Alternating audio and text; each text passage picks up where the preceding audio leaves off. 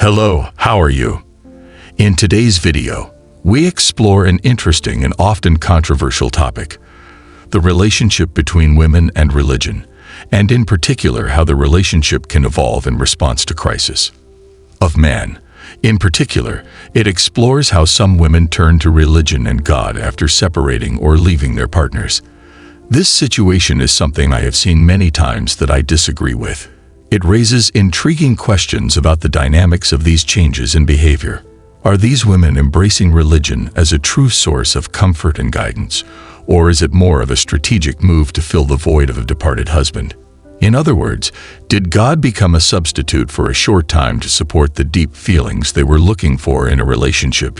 It is important to consider whether this change is a real change in religious beliefs or just a temporary change. It seems to me that these women tend to revert to their old patterns when they find a new partner, whether it's a stranger or someone who just left.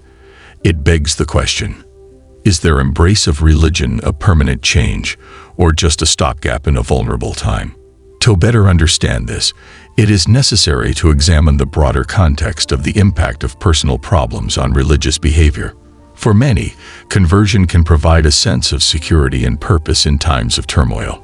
However, the main question here is whether this new religion represents a radical change in values or is just a temporary trend. In addition, it is linked to a variety of social and psychological factors, including how women's self-concept and social expectations affect their relationship with religion.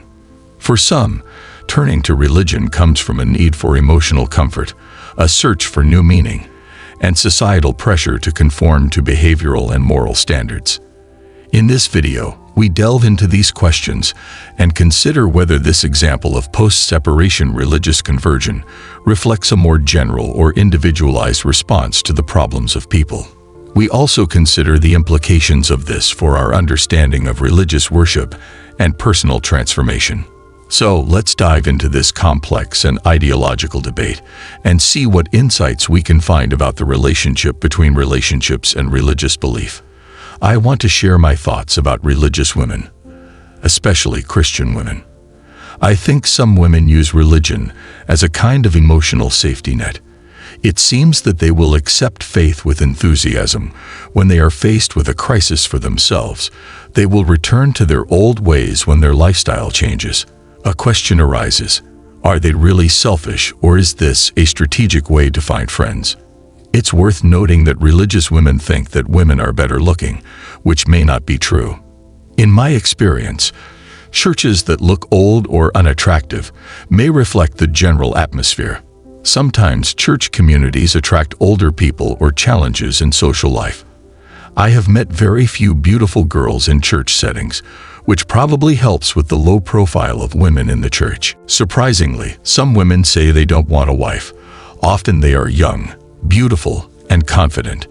This may be because they have not experienced social pressure or challenges from others.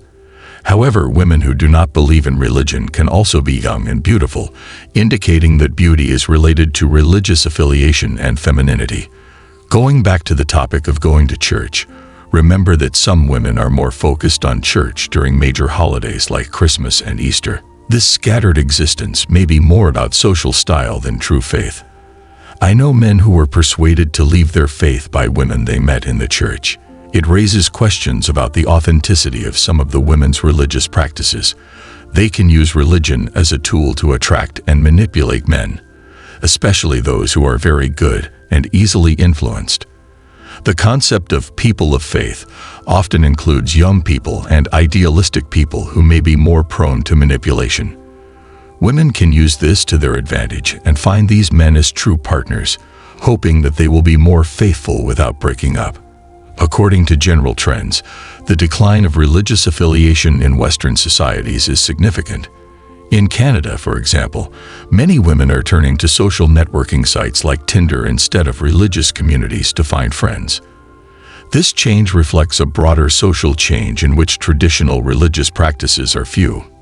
In the United States, the number of clergy, including Catholic priests and nuns, has declined dramatically.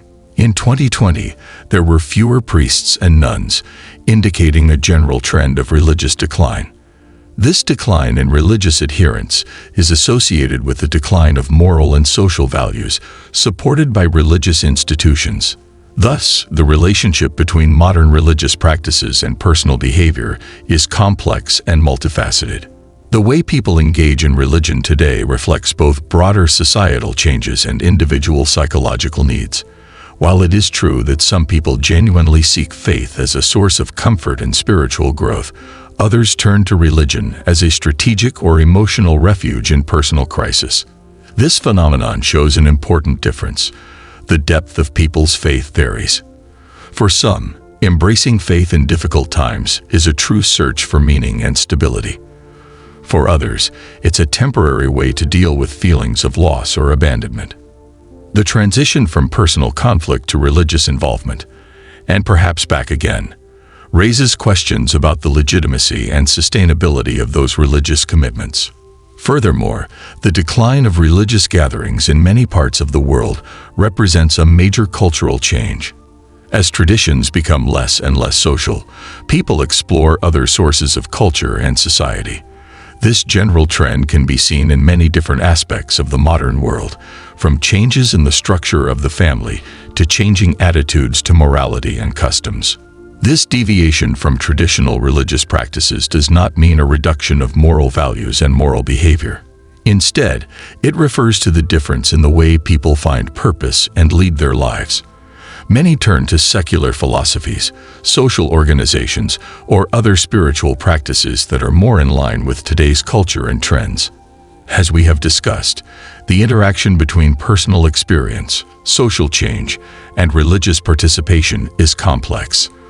Understanding these dynamics can provide valuable insight into how people navigate personal problems and find meaning in an ever-changing world.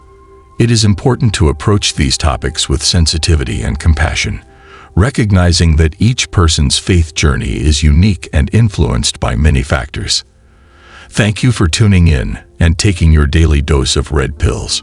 Remember, one red pill a day will help you cut through the noise and gain clarity. Be smart, be thoughtful, and continue to explore the complexities of modern life. Have a great rest of the day and hope for continued reflection and learning.